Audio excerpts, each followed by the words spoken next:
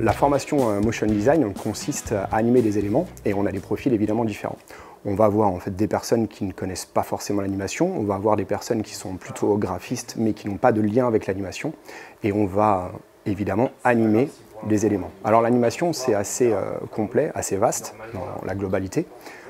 Ça va nous permettre de répondre à des besoins clients suite à des animes de réseaux classiques, les réseaux sociaux. Ça va nous permettre aussi de réaliser des animations qui vont être dédiées à des salons, réaliser aussi des animations de logos ou répondre à des besoins spécifiques, notamment comment lire une notice de médicament de la bonne façon. Le but du jeu d'un motion, c'est de pouvoir de façon passive, lorsqu'on va regarder un écran, comprendre de la façon la plus simple possible comment on va organiser sa lecture, comment on va comprendre ce qui se passe. Et le but du jeu, c'est de pouvoir animer un ou des éléments.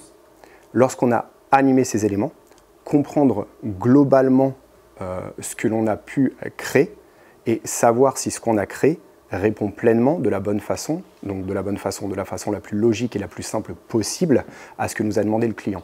C'est pour cette raison que lors de cette formation Motion Design, on apprend à créer un scénario. Ce scénario, on le découpe en storyboard. Ce storyboard, on va le réaliser sous Illustrator et on va reprendre les notions réalisées sous Illustrator dans After Effects pour pouvoir justement créer l'animation.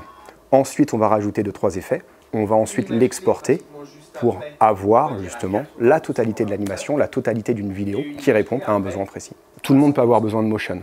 Par exemple, ranger le caddie à Leclerc. Donc une petite vidéo qu'on va regarder vite fait sur son smartphone parce qu'on est perdu dans le parking et ça va nous orienter là où on doit ranger les caddies. Donc très rapidement, on va pouvoir répondre à un besoin minime ou énorme et on va tenter justement de le condenser et le rendre le plus clair possible pour que ce soit agréable à l'œil et compréhensible le plus rapidement pour que tout le monde puisse avoir une réponse concrète.